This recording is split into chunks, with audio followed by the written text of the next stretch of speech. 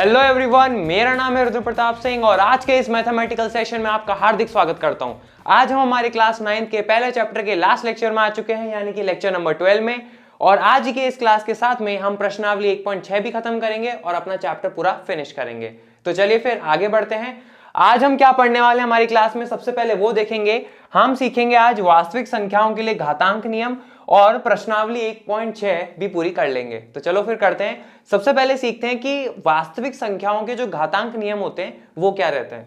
चलो आओ, सबसे पहले हम यहां देखेंगे, मैं कुछ कंडीशन ले रहा हूं। कंडीशन ये कि a और b जो है, मैं वास्तविक संख्या लेने वाला हूं a और b को, लेकिन वो जो है 0 से बड़ी होनी चाहिए। यहां पे देखिए a ग्रेटर देन 0, a बड़ा होना चाहिए 0 से, और b जो है वो भी 0 से बड़ा होना चाहिए। और यहाँ पे कंडीशन दी हुई है कि a, b, यानी कि a और b, ये जो सिंबल आपको दिख रहा है ये किसका सिंबल होता है? बिलोंग्स का, बिलोंग टू का। ठीक है, तो a, b जो है वो बिलोंग करते हैं r में। r यानी कि रियल नंबर, यानी कि वास्तविक संख्या। तो a और b जो है वो किसके अंदर, इसको फिर से लेना, a और b जो है वो किस में बिलोंग करते हैं? वो क्या है? a और b जो है वो क्या है? वो वास्तविक संख्याएं हैं, ये हम दर्शा रहे हैं। और कैसी वास्तविक संख्याएं हैं? दोनों ही 0 से बड़े हम ले रहे हैं, ये कंडीशन लेके अपन ले रहे हैं। साथ ही साथ m और n जो है वो बिलोंग करते हैं q को। q हमारे पास में, आपको याद है क्या, पहली क्लास में डिस्कस करा था, रैशनल नंबर को या फिर परिमेय संख्याओं को हम q से रिप्रेजेंट करते हैं। तो m और n जो है वो परिमेय संख्याएं हो जाती है, मोटा मोटा कहने का मतलब ये है। अब सबसे पहला जो नियम है हमारे पास में वो है कि भाई a जो है हमारे पास में, अपन नियम समझे उससे पहले एक चीज यहाँ पे देखिए, इसको मैं कहूंगा a की घात m, इसको मैं कहूंगा a की घात n। ठीक है, यहां पर जो a है मेरे पास में वो क्या कहलाता है? आधार कहलाएगा हमारे पास में। और यहां पर जो m है और यहां पर जो n है वो हमारे पास में क्या कहलाती है? घात कहलाती है। ठीक है, इंग्लिश में बोले तो पावर और हिंदी में बोले तो घात, ये चीज हो जाती है। तो a की घात m, और यहाँ पे ये डॉट लगा हुआ है, डॉट का मतलब क्या होता है? गुणा, इनटू, मल्टीप्लिकेशन। तो सबसे पहला जो नियम है वो हमारे पास में क्या हो जाता है कि a की घात m गुणा में a की घात n, इस तरह से हो। तो यहाँ पे आप क्या देख रहे हो, दोनों ही जो संख्या है उनकी हमारे पास में जो आधार है वो सेम है, क्या है? a है, लेकिन उनकी जो घात है यहाँ पर m है और यहाँ पर n है, अलग अलग है। तो जब इस तरह से हमारे पास में सिचुएशन होती है तो वो किसके बराबर होता है? वो बराबर होता है a की घात m प्लस n में। यानी कि अगर आधार सेम है और गुणा में है दोनों संख्या, तो ऐसे में उनकी घात जो है वो आपस में जुड़ जाती है। इसका मैं आपको उदाहरण देता हूं, जैसे कि अगर आपको मैं उदाहरण दूं, मेरे पास में लिखा है 2 की घात 3 गुणा में 2 की घात 4। तो देखो यहाँ पे हम a की जगह 2 रखा है, यहाँ पे भी देखो a की जगह 2 है, गुणा की जगह गुणा आ जाता है। m का मान यहाँ पे क्या है? 3, और n का मान यहाँ पे क्या है? 4। इस तरह से है, आधार सेम है क्या, तो इसको हम इसके बराबर लिख सकते हैं, क्या? a की घात m प्लस n। a हमारे यहाँ पे क्या है? a हमारे पास में 2 है, तो यहाँ पे मैं लिख दूंगा 2, और घात जो है m प्लस n, यानी कि ये है m 3 प्लस n, n क्या है हमारे पास में? 4, तो ये हो जाएगा। फिर 2 की घात हो जाएगा 4 प्लस 3 यानी कि 7। तो इस तरह से हम इसको कर सकते हैं। फिर से याद दिला रहा हूं, हमने क्या कंडीशन ली है कि a और b जो है 0 से बड़े होनी चाहिए, वो वास्तविक संख्याएं भी होनी चाहिए। m और n जो है हमारे पास में परिमेय संख्या हो सकती है, वो हम जानते हैं। अगला उदाहरण हम यहाँ पे देखते हैं। जैसे अगर मैं आपके सामने लिखता हूं 4 की घात 8 गुणा में 4 की घात 9, इस तरह से हमारे पास में हो जाता है। तो यहाँ पर भी हम क्या करने वाले हैं, यहाँ पे देखिए बिल्कुल ऐसी सिचुएशन है ना, आधार हमारे पास में क्या है? 4, यहाँ पे m का मान है 8, और यहाँ से कंपेयर करो n का मान क्या है हमारे पास में? 9। तो ऐसे में हम क्या करेंगे, 4 लिखा और दोनों जो हमारे पास में घात है उनको जोड़ देंगे। 8 और 9 को जोड़ा तो कितना आ जाएगा? 8 और 9 बोलो 17। तो ओवरऑल जो आंसर है हमारे पास में 4 की घात 17 आ जाता है। तो इस तरह से हमारे पास में ये पहला वाला नियम हो जाता है कि भाई a की घात m गुणा में a की घात n, जो कि बराबर होगा a की घात m प्लस n के। अब हम आते हैं दूसरे नियम पे। दूसरा जो नियम है हमारे पास में वो ये है कि भाई सबसे पहला आप यहाँ पे समझो, इसको बोलने का जो तरीका है वो क्या रहेगा। यहाँ पे ऐसा है, a की घात m पूरे की घात n, फिर से a की घात m पूरे की घात n, वो बराबर होगा a की घात m n के। ठीक है, तो ऐसे में जब हमारे पास में होती है तो हम क्या करते हैं, यहाँ पे घात को गुणा कर देते हैं। यहाँ पे m और n के बीच में कुछ नहीं है, इसका मतलब हम क्या समझते हैं, वहां पे मल्टीप्लिकेशन है, गुणा है, तो m गुणा m। अगर मैं आपको उदाहरण देता हूं तो जैसे कि अगर मैं आपके सामने लिखता हूं 5 की घात 2 पूरे की घात 3। देखो ये हो गया ना, a यहाँ पे आधार है उसकी जगह मैंने रखा है 5, m यहाँ पे घात है उसकी जगह रखा है 2, फिर ये ब्रैकेट आ गया तो हमने बंद कर दिया, और n की जगह हमारे पास में क्या हो जाता है 3। तो जब इस तरह की सिचुएशन होती है तो हम क्या करते हैं, आधार को तो ऐसा का ऐसा ही रहने देते हैं और ऊपर जो घात होती है उन दोनों घातों को गुणा कर देते हैं। तो यहाँ पे 2 है और यहाँ पे 3 है, तो इनको क्या कर देते हैं अपन ऊपर ही ऊपर गुणा कर देते हैं। तो 5 की घात कितनी हो जाएगी बोलो, 2 तिया हमारे पास में कितना आ जाएगा 6। तो इस तरह से मैंने आपके सामने उदाहरण रखा इस वाले रूल का, इस वाले नियम का। अगला जो नियम है हमारे पास में वो है a की घात m बटे a की घात n, जो कि बराबर होगा a की घात m माइनस n के। ठीक है, तो यहां पे क्या हो रहा है इसको जरा समझिए। देखो दोनों जगह हमारे पास में यहाँ पे a है और यहाँ पे भी a है, आधार सेम है। ऊपर जो आधार की घात है वो है m और नीचे जो है आधार की घात वो क्या है हमारे पास में n, और ये बटे के अंदर है। तो ये चीज हमें ध्यान रखनी रहेगी। तो जब बटे के अंदर होता है तो देखो यहाँ पे क्या हो जाता है, बस माइनस का साइन आ जाता है। बाकी पहला रूल और तीसरा वाला जो नियम है, पहला और तीसरा नियम, उसमें अंतर इतना ही है, यहाँ पर गुणा है, गुणा में हम क्या करते हैं, आधार की जो घात होती है उनको जोड़ देते हैं, और भाग में हम क्या करते हैं, आधार की जो घात होती है उसको माइनस कर देते हैं, घटा देते हैं। ये चीज हमारे पास में रहती है। अगर इसके कुछ उदाहरण देता हूं आपके सामने तो अपन सिंपल सा लेते हैं, जैसे कि 2 की घात 4 और नीचे में लेता हूं 2 की घात 3, ये हो गया। तो देखो कंपेयर करो, a की घात m, 2 की घात 4, a की घात n, 2 की घात 3। तो यहाँ पे आधार जो है वो क्या है, 2 है, और ये दोनों बटे में है। तो ऐसे में हम क्या करेंगे, फाइनल आंसर में क्या लिखूंगा, यहाँ पे आधार देखो क्या है 2, तो मैंने ऐसा कैसे लिखा। फिर m यहाँ पे क्या है, ये 4, तो मैंने 4 की जगह 4 लिखा, माइनस की जगह माइनस लिखा, और n का मान क्या है यहाँ पे, इस वाले से कंपेयर करो, n का मान क्या है, आप बोलोगे सर 3 है, तो यहाँ आ जाएगा मेरे पास में 3। तो फाइनल आंसर बोलो क्या हो जाएगा, 4 में से 3 गए तो बचा 1, यानी कि 2 की घात 1। तो इस तरह से हमारे पास में जो तीसरा वाला नियम हो जाता है उसका एक सिंपल सा उदाहरण दिया मैंने। अभी अपन ढेरों क्वेश्चन करने वाले हैं जिससे कि अपन और अच्छे से सीखेंगे। तो चलिए फिर आगे बढ़ते हैं। चौथा जो हमारे पास में है नियम वो है ये कि भाई a की घात m गुणा b की घात m। यहाँ पे देखो कुछ बदला है, यहाँ पर आधार अलग अलग है लेकिन घात जो है वो सेम है। तो ऐसी सिचुएशन में हम क्या करते हैं, दोनों संख्याओं को आपस में गुणा कर लेते हैं और ब्रैकेट के अंदर लिख लेते हैं, और दोनों की एक ही घात थी m तो उनको बाहर लिख देते हैं। इसको मैं एक उदाहरण से आपको सिखाता हूं। जैसे कि अगर मैं आपके सामने एक उदाहरण लिखता हूं, 7 की घात 2 गुणा, यहाँ पे डॉट का मतलब गुणा होता है उस चीज को अपन ले सकते हैं, इंटू 8 की घात 2। अगर हमारे पास में इस तरह से लिखा हुआ होता है तो इसको कैसे लेंगे, आप देखो आधार अलग अलग है लेकिन घात सेम है। ऐसे में हम क्या करते हैं, इसको शॉर्ट जो लिखने का तरीका है हमारे पास में नियम है वो क्या है कि भाई हम दोनों जो आधार है उनको गुणा कर देते हैं। तो मैं यहाँ पे क्या करूंगा, 7 को 8 से गुणा कर दूंगा, और दोनों की जो घात है वो कितनी है 2, तो उसको मैं ब्रैकेट के ऊपर लिख दूंगा। फाइनल आंसर जो है मेरे पास में वो क्या हो जाएगा, 8 सत्ते बोलो कितना हो जाएगा 56, और ऊपर जो है वो घात 2। तो ये मेरे पास में इसका फाइनल आंसर हो जाता है। तो इस तरह से हमने ये जो है हमारे पास में, तो इस तरह से हमने यहाँ पे 4 नियम देखे हैं। तो चलिए फिर आगे बढ़ते हैं। आगे जो है हमारे पास में 5वां नियम वो ये है कि भाई a की घात 0 जो है वो हमेशा 1 के बराबर होगा। a यहाँ पे क्या है हमारे पास में, अभी अभी हमने पिछले स्लाइड पे देखा था कि a जो है हमारे पास में क्या होता है, 0 से बड़ा होना चाहिए और कोई भी वास्तविक संख्या हो सकती है। तो यहाँ पर हमारे पास में a कुछ भी हो सकता है, 1 ले लीजिए, 2 ले लीजिए, 3 ले लीजिए। जैसे कि भाई 4 ले लिया a का मान, और 4 की घात 0 वो 1 के बराबर होगा। अगर मैं ले लेता हूँ 5 की घात 0 तो वो 1 के बराबर होगा। अगर मैं ले लेता हूँ 8 की घात 0 तो वो भी 1 के बराबर होगा। अगर मैं ले लेता हूँ 3/5 की घात 0, तो देखो 3/5 भी तो मेरे पास में क्या है, एक वास्तविक संख्या है जो कि 0 से बड़ा है। तो यहाँ पे भी अगर उसकी घात 0 करा तो वो 1 के बराबर हो जाएगा। यानी किसी भी संख्या जो कि 0 से बड़ी है और वास्तविक संख्या है तो उसकी घात 0 जो है वो हमेशा किसके बराबर होगी, 1 के बराबर होने वाली है। ठीक है, ये बात आपको आइडिया लगा होगा। अब ये वाला जो नियम है इसको मैं आपको थोड़ा समझाता हूं कि आखिर ये हो कैसे रहा है। जैसे सबसे पहले आप यहां देखिए, मैं ऐसे लिख सकता हूं क्या, 1 बराबर a की घात 1 और नीचे भी a की घात 1।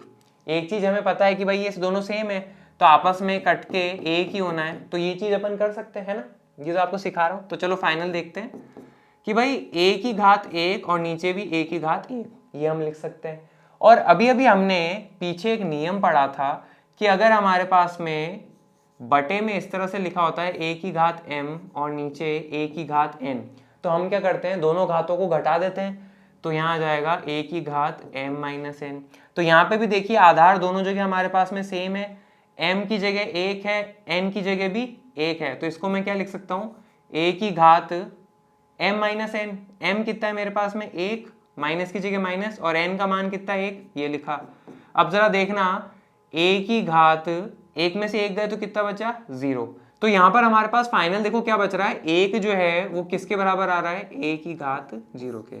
तो ये एक सिंपल सा प्रूफ हो जाता है, पर अपने ज्यादा इतनी इंपॉर्टेंस और काम का नहीं पड़ता है, तो ज्यादा टेंशन नहीं लेनी है। मेन तो ये ध्यान रखिए, किसी भी वास्तविक संख्या जो कि 0 से बड़ी है उसकी घात अगर 0 है तो वो 1 के बराबर है। ये चीज अपने पास में हो जाती है। तो मुझे उम्मीद है आपको ये समझ में आया होगा। तो चलिए फिर अगले वाले नियम पे आते हैं।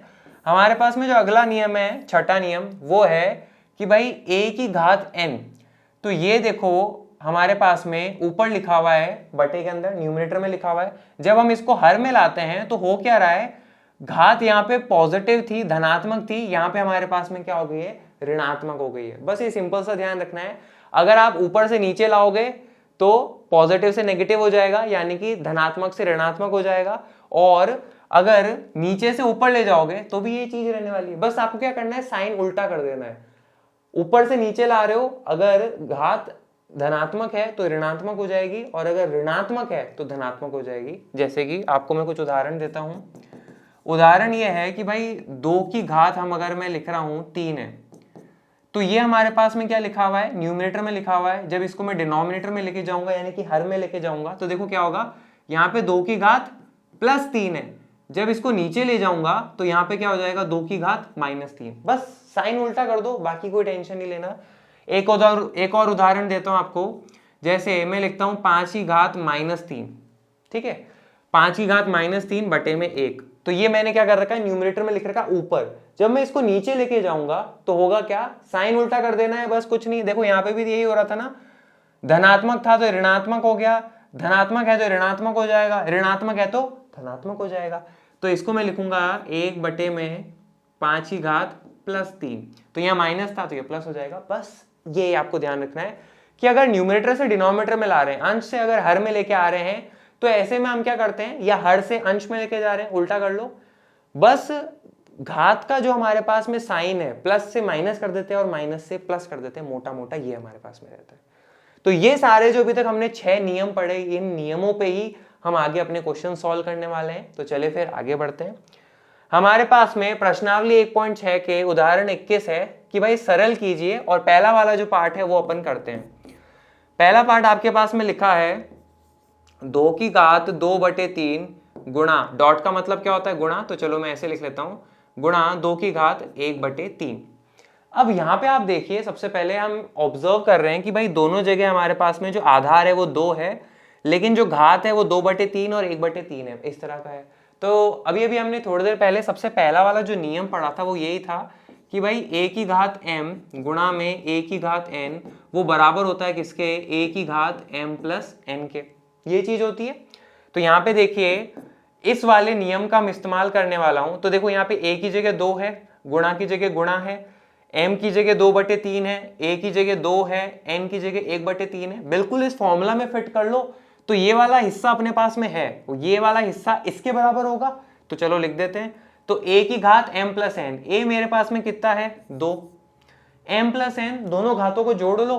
तो m है हमारे पास में कितना 2 बटे 3 प्लस n है मेरे पास में कितना 1 बटे 3। अब 3 और 3 एलसीएम यहाँ पे 3 ही है, तो ज्यादा टेंशन लेने की जरूरत नहीं, सीधा जोड़ लो। 2 में 1 जोड़ा तो हमारे पास में कितना आ जाएगा 3, और नीचे हमारे पास में 3 है ही। अब दोनों ही 3 के टेबल में आ रहे हैं, 3 के पहाड़े में आ रहे हैं, 3 एकम 3, 3 एकम 3। तो फाइनल आंसर जो है वो मेरे पास में कितना आ जाएगा 2 की घात 1, और 2 की घात 1 का मतलब हो जाता है 2। तो ये हमारे पास में क्या हो जाता है, इसका फर्स्ट पार्ट हो जाता है। तो चलिए फिर इसके सेकंड पार्ट पे आते हैं। हमारे पास में जो सेकंड पार्ट है वो क्या लिखा है, 1 बटे 3 की घात 5 पूरे की घात 4। सबसे पहले हम क्या करेंगे कि भाई 3 की घात 5 जो है हमारे पास में कहाँ पे लिखिए, हर में लिखिए। इसको हम क्या करेंगे, न्यूमरेटर में लाएंगे, ऊपर लाएंगे। तो आपको ध्यान होगा अभी अभी हमने एक नियम पढ़ा था। नियम कुछ ऐसा था कि अगर हमारे पास में ऐसे लिखा होता है a की घात n, तो जब इसको हम हर में ले जाते हैं, डिनोमिनेटर में ले जाते हैं, तो हम क्या करते हैं, जो घात का साइन होता है, प्लस होता है तो माइनस कर देते हैं और माइनस होता है तो प्लस कर देते हैं, बस यही चीज अपने पास में रहती है। तो a की घात n यहाँ पे आ जाएगा a की घात माइनस n। तो यहाँ पर भी आप यही देखिए कि 3 की घात 5 जो है हमारे पास में नीचे लिखा हुआ है, इसको जब मैं ऊपर लेके जाऊंगा तो होगा क्या, जो घात का साइन है वो बदल जाएगा, बाकी सब कुछ सेम रहेगा। तो यहाँ पे मैं क्या लिखूंगा, 3 की घात, देखो नीचे जो है +5 लिखा हुआ है घात में, तो ऊपर आने पे घात जो है हमारे पास में क्या हो जाएगा, -5 हो जाएगा। इस वाले नियम का इस्तेमाल करेंगे। और पूरे की घात 4 हमारे पास में है ही। अगले स्टेप में हो जाएगा मेरे पास में क्या, 3 की घात -5 और पूरे की घात हमारे पास में क्या हो जाएगा, 4। अब इनको हमारे को सॉल्व करना है। तो यहाँ पे देखो हम ये वाला रूल इस्तेमाल करेंगे कि भाई a की घात m पूरे की घात n, तो वो बराबर होता है किसके, हमारे पास में a की घात m गुणा n के।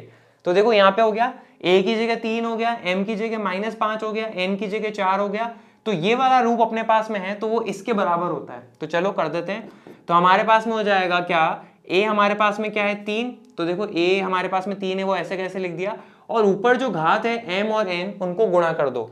तो हमारे पास में m कितना है, -5, उसको मुझे गुणा करना है किससे, 4 से। तो फाइनल आंसर हो जाएगा 3 की घात कितना, देखो -5 को 4 से गुणा करेंगे तो माइनस की जगह माइनस आ जाएगा, 5 चौक हमारे पास में कितना हो जाएगा, 20। तो ये जो है हमारे पास में क्या हो जाता है, फाइनल आंसर हो जाता है इसका। तो यहाँ पे हमने ये वाले नियम इस्तेमाल करें। तो आपको भी क्या करना रहेगा, जब आप सॉल्व करें तो अपनी कॉपी में ये नियम बताते जाएं कि भाई हमने ये वाला इस्तेमाल किया, ये वाला इस्तेमाल किया है, ताकि आपको अच्छे से समझ में आए। फिर इसके तीसरे वाले पार्ट पे आते हैं। तीसरे वाला पार्ट है हमारे पास में 7 की घात 1/5 और नीचे है 7 की घात 1/3। तो इसको हम कैसे करेंगे, तो सबसे पहले आप यहाँ पे देखिए, इसको देखते ही हमें एक नियम याद आएगा। वो क्या है कि भाई a की घात m नीचे आ जाएगा हमारे पास में a की घात m। दोनों ही जगह देखो आधार यहाँ पे 7 है और यहाँ पे आधार a है, तो a की जगह हम 7 रख सकते हैं। m की जगह हमारे पास में क्या है 1/5 और n की जगह हमारे पास में क्या है 1/3। इस तरह का हमने नियम पढ़ा था। तो जब ऐसे होता है तो हम क्या करते हैं, जब बटे में होता है तो हम क्या करते हैं, दोनों घातों को घटा देते हैं। तो हम क्या लिखेंगे, a की घात m-n। इस वाले नियम का अपन यहाँ पे इस्तेमाल करेंगे। तो इसका मैं सीधा अगला स्टेप लिख लेता हूं। तो ये वाला रूप अपने पास में है, वो इसके बराबर है। तो a मेरे पास में कितना है, 7 हो जाता है। उसकी घात m-n, तो m कितना है मेरे पास में 1/5, माइनस की जगह माइनस n का मान कितना है 1/3। तो ये मैंने यहाँ पे लिख लिया। अगले स्टेप में हो जाएगा 7 की घात। अब यहाँ पे देखो 5 और 3 का एलसीएम लिया तो हमारे पास में कितना आ जाएगा 15। 5 की पाड़े में 15 जो है कितनी बारी पे आता है, 3। 3 को 1 से गुणा करो तो यहाँ पे आ जाएगा 3, माइनस की जगह लगा दो माइनस। 3 के पाड़े में 15 कितनी बारी पे आता है, 5 बारी पे। 5 को 1 से गुणा करा तो आ जाएगा हमारे पास में ये 5।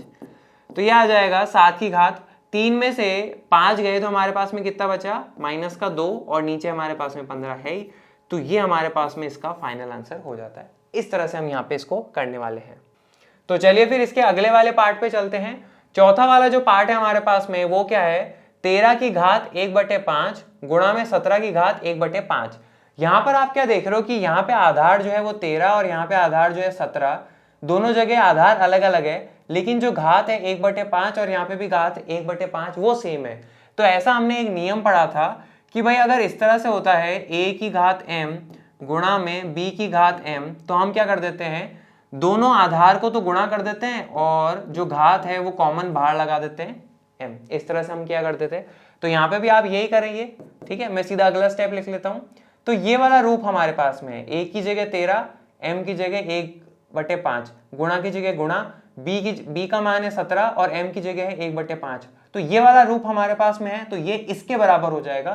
तो हम क्या लिखेंगे, a गुणा b। तो a है मेरे पास में 13, गुणा में आ जाएगा b का मान कितना है मेरे पास में 17 और m आ जाएगा ऊपर पावर हमारे पास में क्या है, घात क्या है 1/5। ये हमारे पास में हो जाता है। 13 को हम 17 से गुणा करेंगे तो हमारे पास में आ जाएगा 221 और ऊपर घात हमारे पास में 1/5। तो ये हमारे पास में इसका फाइनल आंसर आ जाएगा। तो इस तरह से हम नियम बताते हुए आगे बढ़ते चलेंगे और अपना काम होता चलेगा। तो मुझे उम्मीद है आपको ये समझ में आया होगा। तो चलिए फिर आगे बढ़ते हैं। ओके, फाइनली हमारे पास में जो है लास्ट प्रश्नावली आ चुकी है इस चैप्टर की, प्रश्नावली 1.6। तो चलिए करते हैं। सबसे पहला जो प्रश्न है हमारे पास में वो है ज्ञात कीजिए। तो चलिए क्या ज्ञात करना है। पहला वाला है हमारे पास में कि भाई 64 की घात 1/2, इसका मान जो है हमें ज्ञात करना रहेगा। तो इसको आप कैसे करें सर, सबसे पहले यहाँ पे आप ऐसे देखिए कि भाई हमारा अपना उत्तर लिखने जाएंगे तो हम लिखेंगे भाई 64 की घात 1/2। इसको आप कैसे सॉल्व करें? सबसे आसान तरीका जो है वो आप ये देखिए कि 64 का हम क्या करने वाले हैं, अभाज्य गुणनखंडन करने वाले हैं। तो हम क्या करेंगे, रफ वर्क में अभाज्य गुणनखंडन करके देखेंगे। 64 जो है हमारे पास में 2 से डिविजिबल है क्या? 2 के पहाड़े में आता है क्या? आप बोलोगे सर बिल्कुल 2 के पहाड़े में आता है। 3 दूनी हमारे पास में आ जाएगा 6 और 2 दूनी हमारे पास में क्या आ जाएगा 4, तो ये हो जाएगा। अब 32 जो है हमारे पास में एक इवन संख्या है, इवन नंबर है, तो फिर से हम क्या करेंगे, इसमें 2 का भाग लगाएंगे तो हमारे पास में आ जाएगा 16 दूनी कितना 32। अब फिर से 2 का करेंगे तो हमारे पास में कितना हो जाएगा 8 दूनी 16। फिर से 2 के पहाड़े में आ जाएगा 8, कितनी बारी पे आएगा 4 बारी पे। 4 जो है फिर से 2 के पहाड़े में आ जाएगा कितनी बारी पे 2 बारी पे। और 2 जो है फिर से 2 के पहाड़े में आएगा कितनी बारी पे 1 बारी पे। तो ये मेरे पास में जो है 64 का अभाज्य गुणनखंडन हो जाता है। तो 64 को मैं ऐसे लिख सकता हूं, क्या देखो कितनी बार 2 है, 1 2 3 4 5 6, तो मैं ऐसे लिखूंगा 1 2 3 4 5 और ये 6 और पूरे की घात हमारे पास में कितनी थी 1/2, ये हो जाता है। अब यहाँ पे देखिए 2 को हम कितनी बार गुणा कर रहे हैं, 1 2 3 4 5 6 बारी पे, यानी कि 2 की घात 6 और पूरे की घात बाहर 1/2। देखो भाई बाहर वाली घात तो वैसे ही रहेगी ना, वो थोड़ा ना बदलने वाली है, ये चीज हमारे पास में हो जाती है। अब यहाँ पे देखिए 2 की घात 6 पूरे की घात 1/2, तो हमने एक नियम पढ़ा था, नियम जो था हमारे पास में ऐसा था कि भाई a की घात m और पूरे की घात n जो है वो हमारे पास में किसके बराबर होता है, a की घात mn के। हम दोनों घातों को गुणा कर देते हैं। तो यहाँ पे भी आप क्या करो कि भाई 2 की घात 6 गुणा में 1/2, 2 एकम 2, 2 तिया हमारे पास में आ जाएगा 6, तो फाइनल आंसर जो है वो क्या आ जाएगा 2 की घात 3, बस यहाँ तक। तो ये हमारे पास में हो जाता है। और ज्यादा आप सॉल्व करना चाहो तो 2 की घात 3 हमारे पास में 8 के बराबर होता है, वो भी आप कर सकते हैं। तो यहाँ पर जो आप क्या करेंगे, ये अभाज्य गुणनखंडन अपनी कॉपी के रफ वर्क में कर लेंगे, लेकिन ये जो नियम है ये एग्जैक्टली आंसर के पास में आना चाहिए, क्योंकि ये जरूरी है ना बताना कि भाई आपने यहाँ से यहाँ आप इस नियम का इस्तेमाल करके पहुंचे। तो मुझे उम्मीद है आपको ये समझ में आया होगा। तो चलिए फिर आगे बढ़ते हैं। अगला जो पार्ट है हमारे पास में, सेकेंड पार्ट है, वो है कि भाई 32 की घात 1/5। यहाँ पे आप क्या करें, तो सबसे पहले हम क्या करना है भाई, देखते 32 को देखते हमें ये लगता है कि भाई ज्यादा से ज्यादा इसका क्या कर सकते हैं, एक अभाज्य गुणनखंडन तो कर ही सकते हैं, तो वो चीज हम करके देखते हैं। तो 32 का अभाज्य गुणनखंडन अगर हम करें, वैसे तो मैंने यहाँ पे करवा रखा है, लेकिन यहाँ पे आपको एक बार और दिखा देता हूँ ताकि आपको अच्छे से समझ में आए। सबसे पहले देखिए 32 हमारे पास में एक इवन नंबर है, तो ऐसे में वो 2 का भाग उसमें लगा देंगे, तो 16 दूनी हमारे पास में कितना होता है 32। फिर 16 में 2 का भाग लगाएंगे तो 8 आ जाएगा, 8 दूनी 16। 2 से करेंगे तो हमारे पास में 4 आ जाएगा, 4 दूनी 8। फिर से 2 से करेंगे तो हमारे पास में 2 आ जाएगा, 2 दूनी 4। और 2 किसके पहाड़े में आता है, 2 के पहाड़े में आता है, तो ये मैंने 1 लगा दिया। तो ये जो है हमारे पास में क्या हो जाता है 32 का अभाज्य गुणनखंडन। तो यहाँ पे मैं 32 को क्या लिखूंगा, 2 गुणा 2 गुणा 2 गुणा 2 और पूरे की घात हमारे पास में क्या है 1/5। अब आप यहाँ पे देखिए 2 को हम कितनी बार गुणा कर रहे हैं, 5 बारी पे, 1 2 3 4 5। तो मैं ऐसे लिख सकता हूँ कि इसको 2 की घात 5 और पूरे की घात हमारे पास में है 1/5, वो तो चल ही रहा है ऐसा कैसा ही। अब ये क्या सिचुएशन हमारे पास में बिल्कुल ऐसे नियम वाली नहीं होगी क्या, तो आप अपने आंसर में यहाँ पे लिखेंगे कि भाई हम लिख सकते हैं a की घात m पूरे की घात n वो बराबर होता है a की घात mn के। ऐसी सिचुएशन होती है तो हम दोनों घातों को गुणा कर देते हैं। तो हमने ये नियम बता दिया, तो अगले स्टेप में हमारे पास में क्या आ जाएगा, 2 की घात 5 गुणा 1/5, 5 एकम 5, 5 एकम 5। तो फाइनल आंसर क्या हो जाएगा, देखो ऊपर घात में क्या बचेगा, सिर्फ 1, यानी कि 2 की घात 1, और 2 की घात तो ले दे के बस 2 ही होता है। तो ये हमारे पास में इसका फाइनल आंसर हो जाता है। ठीक है, तो ये हमारे पास में इसका दूसरा वाला जो पार्ट है वो हो चुका है। अब हम आते हैं किस पे, तीसरे वाले पार्ट पे। करना क्या रहेगा, आपको अभाज्य गुणनखंडन कर लीजिए और आपको साथ ही साथ जो नियम है वो ध्यान होंगे तो आप आसानी से कर पाएंगे। तीसरे वाला पार्ट जो है हमारे पास में वो है कि भाई 125 की घात 1/3। अब यहाँ पे 125 को देखते सबसे पहले ये आएगा कि जैसे इनका अभाज्य गुणनखंडन करा 64 और 32 का, वैसे 125 का अभाज्य गुणनखंडन यानी कि प्राइम फैक्टराइजेशन हम कर लेते हैं। तो चलिए करके देखते हैं। 125 का अभाज्य गुणनखंडन करेंगे तो सबसे पहले ये देखिए 125 जो है किसके पहाड़े में आता है, तो 125 जो है एक ऑड नंबर है हमारे पास में, तो ऑब्वियसली वो 2 के पहाड़े में तो आने से रहा, क्या वो 3 के पहाड़े में आएगा क्या, कैसे चेक करो, तो 3 के पहाड़े में ये आता ही नहीं आता, चेक करने का सिंपल तरीका ये है कि 125 के जो अंक है उनको आप जोड़िए। 125 के क्या क्या अंक है, 1, 2 और 5, इनको जोड़ो। 1 में 2 जोड़ा तो 3 और 3 में 5 जोड़ा तो हमारे पास में क्या आ जाएगा 8। अब आप ये बताइए क्या 8 जो है 3 के पहाड़े में आता है? आप बोलो नहीं सर 8 3 के पहाड़े में नहीं आता, इसका मतलब 125 भी जो है वो 3 के पहाड़े में नहीं आएगा। सिंपल ऐसे चेक कर सकते हो। 125 4 के पहाड़े में आएगा क्या? नहीं आएगा, क्योंकि 4 हमारे पास में एक इवन नंबर हो जाता है, 125 हमारे पास में ऑड नंबर है, तो नहीं पॉसिबल है। अब 5 के पहाड़े में 125 आता है क्या? बिल्कुल 5 के पहाड़े में आएगा। देखिए किसी भी संख्या के आखिर में 0 और 5 लगा हुआ हो तो ये मान के चलिए कि वो 5 के पहाड़े में आता ही आता है। तो 5 के पहाड़े में आ जाएगा, तो 5 से हम करेंगे तो देखो 5 दूनी हमारे पास में क्या हो जाएगा 10, तो 12 में से 10 गए तो बच्चे 2 और वो 5 25। 25 जो है 5 के पहाड़े में कितनी बारी पे आता है? 5 बारी पे, तो यहाँ पे मैंने 5 लिख दिया। फिर 25 जो है फिर से 5 से भाग हो जाएगा तो आ जाएगा हमारे पास में 5, और 5 में फिर से 5 का भाग आ जाएगा तो हमारे पास में हो जाएगा 1। ये चीज रहती है। तो इसका मतलब ये कि मैं 125 को ऐसे लिख सकता हूँ क्या, 3 बार 5 से गुणा कर दूं, बिल्कुल, और ऊपर हमारे पास में घात 1/3 है, तो वो तो ऐसे कैसे रहेगी ना, वो थोड़ा ना बदलेगी। तो 5 को 3 बार गुणा करा तो हमारे पास में क्या आ जाएगा 5 की घात 3, और ऊपर हमारे पास में 1/3। तो ये वाला नियम हम फिर से इस्तेमाल करने वाले हैं कि भाई ऐसा हो कि a की घात m और पूरे की घात n, देखो a की घात m और पूरे की घात n, तो ऐसे में हम क्या करते हैं a की घात mn गुणा कर देते हैं दोनों घातों को। तो यहाँ पे ये इस्तेमाल करेंगे हम नियम, तो यहाँ पे हो जाएगा 5 की घात 3 गुणा 1/3, 3 एकम 3, 3 एकम 3, तो फाइनल आंसर बोलो 5 की घात 1।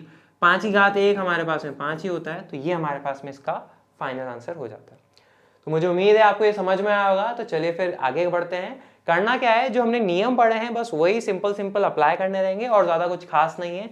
तो चलिए फिर आगे बढ़ते हैं। हमारे पास आ जाता है प्रश्न 2, ज्ञात कीजिए। पहला पार्ट है 9 की घात 3/2।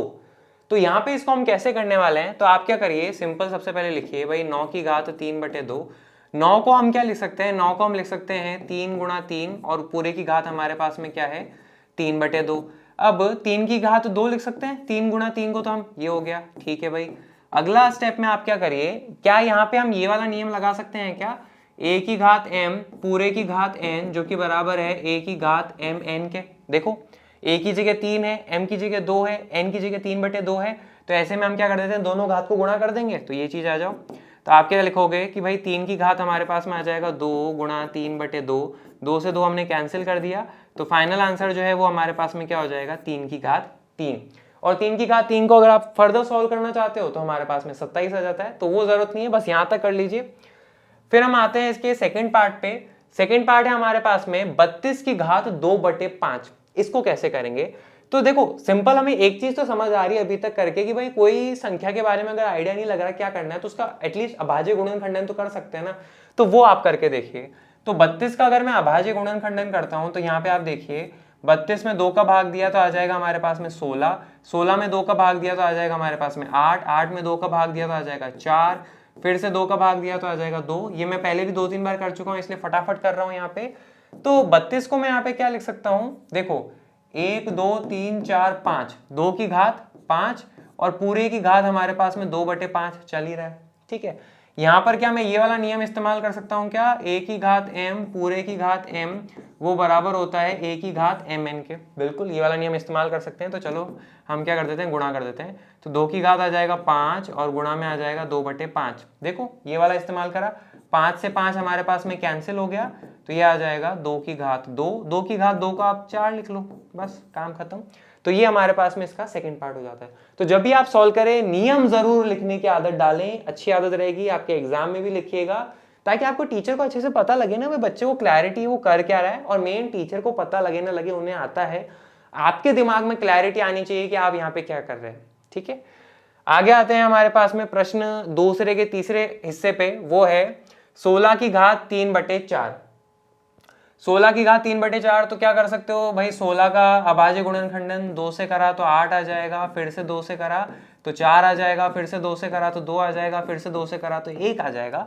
तो 16 को मैं क्या लिख सकता हूँ, देखो 1 2 3 4, यानी कि 2 की घात 4 गुणा में हमारे पास में क्या हो जाएगा 3/4।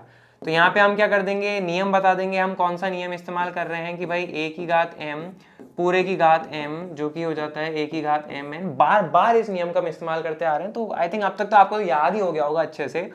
तो यहाँ पे मैं क्या करूँगा, 2 की घात 4 गुणा में 3/4, 4 से 4 कैंसिल, तो ये आ जाएगा 2 की घात 3 और 2 की घात 3 हमारे पास में 8 होता है, ये चीज़ अपने पास में रहती है। फिर आओ उसके वाले चौथे वाले पार्ट पे। चौथा पार्ट जो है हमारे पास में ज्ञात करना है हमें 125 की घात माइनस का 1/3। अब सर यहाँ पे माइनस आ रहा है, इसका क्या सीन है? तो हमें टेंशन नहीं लेनी है, माइनस हो प्लस हो, आपको जो अभी तक समझा है बस वही करते जाइए, माइनस को माइनस की जगह रहने दो और कुछ नहीं करना। सबसे पहले तो यहाँ पे देखो भाई 125 का हम कुछ कर सकते हैं क्या? बिल्कुल, अभाज्य गुणनखंडन कर सकते हैं 125 का, और वो हम करेंगे तो देखो कैसे करेंगे। मैंने अभी आपको थोड़ी देर पहले ही समझाया था कि 125 2 के पहाड़े में नहीं आने वाला, 3 के पहाड़े में नहीं आने वाला, 4 के पहाड़े में नहीं आएगा, 5 के पहाड़े में आएगा। तो 5 से करूंगा तो कितनी बारी पे आ जाएगा? 25 बारी पे। फिर से 25 को 5 से करेंगे तो हमारे पास में 5 आ जाएगा, और 5 को फिर से 5 से करेंगे तो आ जाएगा 1। यानी कि 125 को क्या लिख सकता हूं मैं? 1 2 3 5 की घात 3 गुणा में देखो माइनस का 1/3, ये हमारे पास में है। आप तो ये देखिए, क्या ये आपको ऐसा नहीं दिख रहा? a की घात m पूरे की घात n जो कि बराबर है a की घात m n के। तो a की जगह हमारे पास में 5 है, m की जगह हमारे पास में 3 है, ब्रैकेट की जगह ब्रैकेट हो जाता है, और n की जगह क्या है? माइनस का 1/3। इससे पहले हमारे पास में प्लस का 1/3 हो सकता था, लेकिन अब यहाँ पे क्या है? माइनस का 1/3। तो ज्यादा कोई डिफरेंस नहीं है। देखो एग्जैक्टली इसकी तरह ये फॉर्मेट बन रहा है ना, इसको आप इसके बराबर लिख सकते हो। तो चलो लिखते हैं अपन। तो ये हमने बता दिया, हम ये वाला नियम इस्तेमाल कर रहे हैं। तो मैं लिखूंगा a मतलब क्या? 5 की घात m और n को गुणा कर लो। तो m कितना है मेरे पास में? 3, उसको मुझे गुणा करना है किससे? माइनस का 1/3। अब यहाँ पे एक चीज देखिए कि भाई गुणा और माइनस का साइन हम एक साथ लिख रहे हैं ना, तो इनको थोड़ा अलग अलग दिखे तो मैं क्या कर लेता हूँ, यहाँ ब्रैकेट लगा लेता हूँ।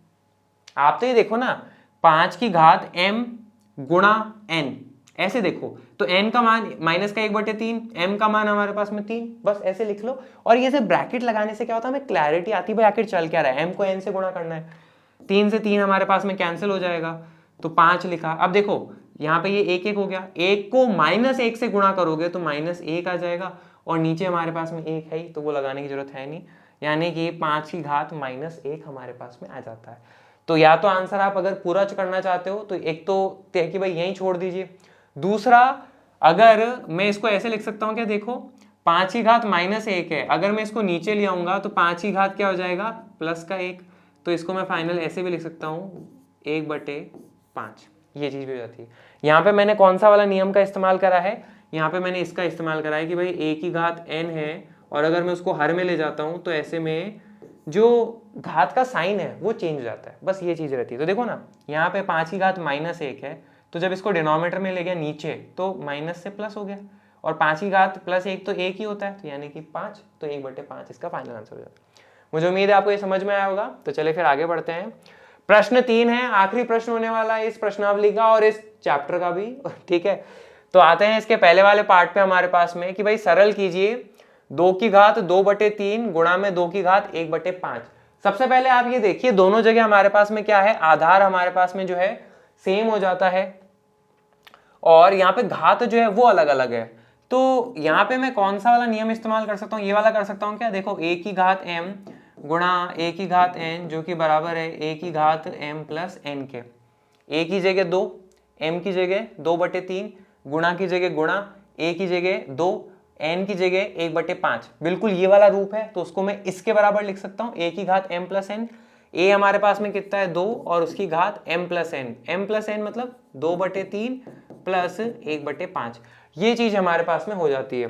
अब इनको जोड़ना है तो इसकी घात को आप क्या करिए? ऊपर ही जोड़िए। 5 और 3 का एलसीएम लेंगे तो कितना आ जाएगा हमारे पास में? 15 आ जाएगा। 3 की टेबल में हमारे पास में 15 जो है कितनी बारी पे आता है? 5 बारी पे आता है। 5 को 2 से गुणा करो तो वो आ जाएगा हमारे पास में 10। फिर है प्लस, तो प्लस का प्लस लगा दिया। 5 के पहाड़े में 15 कितनी बारी पे आता है? 3 बारी पे आता है। 3 को 1 से गुणा करो तो हमारे पास में यहाँ पे मैंने 3 लिख दिया। फाइनल हो जाएगा 2 की घात 10 में 3 जोड़ा तो 13, और नीचे हमारे पास में 15। तो यही हमारे पास में फाइनल आंसर है कि भाई 2 की घात हमारे पास में कितना आ जाएगा? 13/15 आ जाएगा। ठीक है, मुझे उम्मीद है आपको ये समझ में आया होगा। तो चलिए फिर इसके अगले वाले पार्ट पे बढ़ते हैं।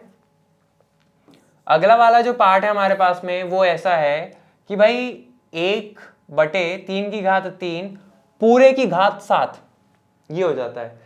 सबसे पहले तो हम क्या करते हैं कि भाई ये 3 जो नीचे लिखा है ना इसको ऊपर लेके आते हैं। ऊपर अगर हम लेके आएंगे तो आपको ध्यान होगा हमने एक नियम पढ़ा था कि जब भी हम डिनोमिनेटर से न्यूमरेटर में लाते हैं या न्यूमरेटर से डिनोमिनेटर में लेके आते हैं तो ऐसे में ज्यादा कुछ नहीं बदलता है, बस जो घात का साइन है प्लस है तो माइनस और माइनस है तो प्लस में बदल जाता है, ये चीज रहती है। तो यहाँ पे 3 नीचे है, जब मैं इसको ऊपर लाऊंगा तो यहाँ पे 3 है तो यहाँ पे 3 - 3 हो जाएगा। और कुछ अंतर आएगा क्या? नहीं ना। ऊपर हमारे पास में 7 लिखा हुआ है, ऐसा कैसा बता दूंगा। यहाँ पे मैंने कौन से नियम का इस्तेमाल करा है कि भाई a⁴n वो बराबर हो जाता है a⁻n के। ये मैंने नियम भी बता दिया। आगे देखो यहाँ पे क्या हो जाएगा, ये कुछ ऐसा नहीं हो गया 3 पूरे की घात 7 यानी कि ये वाला a⁻m पूरे की घात n, तो वो किसके बराबर हो जाता है? यहाँ पे हम क्या करते हैं दोनों घातों को गुणा कर देते हैं तो m गुणा n, ये चीज हो जाएगा। अब आप यहाँ पे इसको कंपेयर करो, देखो a की जगह 3 है, m की जगह -3 है, ब्रैकेट की जगह ब्रैकेट है, n की जगह 7 है, तो वो बराबर होगा a⁻m गुणा n। a हमारे पास में कितना है 3, वो लिख दिया। अब m देखो, m हमारे पास में कितना है -3, वो लिखा, इसको मैंने ब्रैकेट में करके लिख दिया। गुणा की जगह आ जाएगा गुणा, यहाँ पे n का मान लिख देता हूँ, n का मान कितना है 7। 3 की घात देखो 7 को 3 से गुणा करा तो 21 और प्लस माइनस तो माइनस आ जाएगा, तो 3 की घात -21 जो है हमारे पास में आंसर हो जाएगा। अगर मैं इसको नीचे लेके जाता हूं तो वो क्या हो जाएगा 3 की घात +21, ये वाला नियम का इस्तेमाल करके। ठीक है, तो मुझे उम्मीद है आपको ये वाला समझ में आया होगा। तो चलिए फिर इसके आगे वाले हिस्से में पढ़ते हैं। तीसरा हिस्सा है हमारे पास में 11 की घात 1/2 बटे में 11 का घात 1/4। यहां पे इसको कैसे करेंगे तो आप ये देखिए कि ये कुछ ऐसा नहीं है आपके पास में a की घात m नीचे a की घात n। देखो यहाँ पर a है 11, यहाँ पर a है 11, m का मान कितना है 1/2, n का मान कितना है 1/4। बस ये जो फॉर्मेट होता है इसके हिसाब से आप सेट करके देखो। तो इसमें हम क्या करते हैं घात को घटा देते हैं तो a की घात m - n ये हो जाता है। तो इसको भी हम यहाँ पे क्या लिखेंगे 11 की घात m - n, m यानी कि 1/2 माइनस की जगह -n, n हमारे पास में कितना है 1/4। अगले स्टेप में आ जाएगा कि भाई 4 और 2 का एलसीएम लिया तो कितना आ जाएगा हमारे पास में 4 आ जाएगा। 2 के पाड़े में 4 कितनी बारी पता है 2 को 1 से गुणा करा तो आ जाएगा 2। 4 के पाड़े में 4 आता है एक बारी में, 1 को 1 से गुणा करा तो ये आ जाएगा। अब यहाँ पे देखिए 11 की घात कितनी हो जाएगी, 2 में से 1 गया तो हमारे पास में बचा 1 और नीचे है 4, तो फाइनल आंसर है 11 की घात 1/4। तो मुझे उम्मीद है आपको ये समझ में आया होगा। तो आखिर में आते हैं इसके लास्ट पार्ट पे हमारे पास में, जो कि है कि भाई 7 की घात 1/2 गुणा में 8 की घात 1/2। यहाँ पे आप क्या देख रहे हो, इसका आधार है 7, इसका आधार है 8, लेकिन दोनों आधारों की घात है 1/2। तो ऐसा हमने नियम पढ़ा है कि भाई a की घात m गुणा में b की घात m, तो वो बराबर हो जाता है ab के पूरे की घात m। ऐसे हम लिख सकते हैं कि भाई आधार अलग अलग है लेकिन घात सेम है, तो ऐसे में दोनों को गुणा कर दो और पूरे के ऊपर घात लगा दो। अब जरा यहाँ पे कंपेयर करो, a की जगह हमारे पास में क्या है 7 हो जाता है, m की जगह हमारे पास में 1/2 है, गुणा की जगह गुणा है, b की जगह 8 है, m की जगह 1/2 हो जाता है। तो ये वाला रूप हमारे पास में है, इसको हम इसके बराबर लिख सकते हैं। तो चलो लिख देते हैं, a हमारे पास में कितना है 7, गुणा में गुणा हो जाएगा, और b हमारे पास में क्या है 8, वो लिख दिया, और पूरे की घात m, तो m दोनों ही जगह क्या है 1/2, ये हो गया। 8 सत्ते बोलो कितना 56, 56 की घात 1/2। तो ये हमारे पास में फाइनल आंसर हो जाता है। तो इसके साथ ही अपना जो पहली प्रश्नावली है वो पूरी तरह से फिनिश हो जाती है। तो मुझे उम्मीद है यहां तक का आपको चैप्टर में समझ में आया होगा। ठीक है, तो आपके किसी भी तरह के डाउट्स होते हैं, फीडबैक और कमेंट्स और सजेशंस होते हैं, कमेंट बॉक्स में डाल दीजिएगा। Thank you very much.